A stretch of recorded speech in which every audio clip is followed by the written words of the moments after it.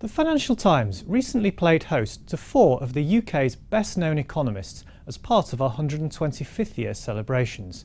We asked Jim O'Neill, Martin Wolf, Stephanie Flanders and Hélène Rey to come up with the most eye-catching, headline-grabbing, thought-provoking statements they could, and then defend those propositions in front of an invited audience. And they didn't disappoint. First up was Jim O'Neill, the former chief economist at Goldman Sachs. He argued that global GDP will grow at a faster rate in the current decade than it did in the past one, largely because of what is happening in a single country, China. If they were to grow at 7.5% this decade, which is what I've assumed, that would have the global impact as if the US were growing by 4, which from what I can see, and I've been checking this recently for some work I'm doing, the US has never done that in my lifetime over a decade. And that's what China is doing at slower growth. So unless China really slows down a lot more than seems to be such consensus chatter in the markets, it seems to me China's contribution to the world is going to get bigger and bigger, even though people don't seem to still realise it. Not everyone was convinced, though. Here's what Martin Wolf, the FT's chief economics commentator, had to say. One international organisation that does the addition meticulously has a forecast which includes the assumption that China will grow about 7% a year, and it still shows growth clearly slowing. And the reasons are very obvious. The developed countries have to do really remarkably well, quite extraordinarily well, for this decade to compare with the decade to 2010. And it's really inconceivable that China over the next 10 years will grow anything like as fast as it grew in the year to 2010. Next up was Hélène Rey, a professor of economics at the London Business School. She challenged the orthodoxy of free capital flows. So my proposition is that large-scale international capital flows have become increasingly dangerous and should be restricted. Since the 1990s, capital flows have increased really exponentially in size.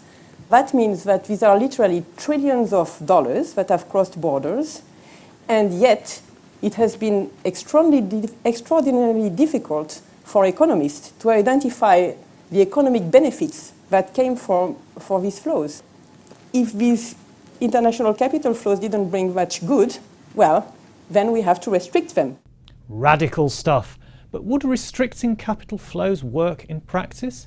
Here's Stephanie Flanders, the former BBC economics editor and now a strategist at JP Morgan.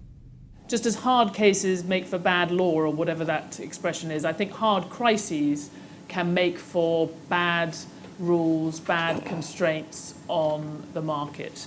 If we think that in a domestic economy, the financial system and financial flows and flows of credit are part of the central nervous system, part of what drives growth, we should at least be nervous about questioning that basic belief when it comes to the global economy.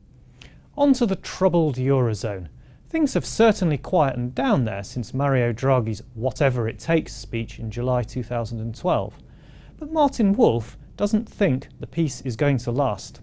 The fourth possibility is that at some point, completely unpredictably, some event, possibly a government actually pushed into default, which Willem Boyter thinks is very likely, possibly some election that nobody foresees, somebody says, in a serious country like Italy or Spain, we've had enough of this.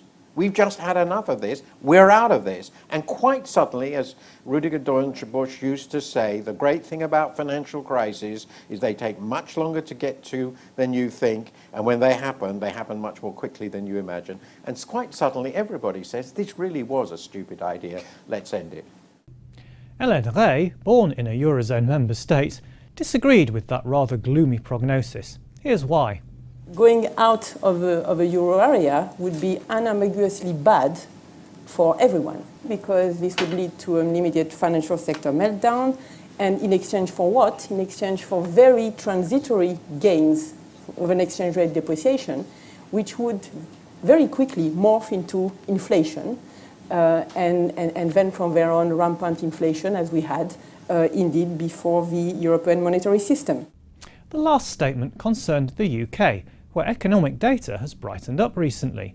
And Stephanie Flanders thinks it will brighten up a great deal more, because in typical Brit fashion, we have been far too downbeat about the recovery. People are becoming more upbeat about the UK, and quite rightly so. I think we always make the mistake in the lead up to any crisis of, in economic terms, mistaking the cycle for the trend, thinking that the good times will carry on forever. But then we always also make the opposite mistake, or especially if something drags on for a while, of assuming the bad times will carry on forever. And I think that happily we've now moved away from that depressed state in the UK. But I would argue we're still not nearly optimistic enough. And indeed, to be more optimistic about growth is not to be unrealistic from any kind of historical perspective. Always look on the bright side of life. But not everybody is so convinced about the durability of the UK's economic recovery. Here's Hélène Rey again. On the investment side, I mean, I just don't see it. I just don't see this happening. So the current recovery is driven on the demand side by consumption, possibly helped to buy schemes and propped up real estate prices. Now, if you think that the household debt is still about 160% of GDP in the UK, so it doesn't seem to me that it's a very sustainable recovery scheme. So, in summary, our panellists were increasingly optimistic about the shape of world economic recovery, but with serious questions remaining over the eurozone and some real debates starting to emerge about what sort of capitalism we want in the future. John Thornhill, Financial Times, London.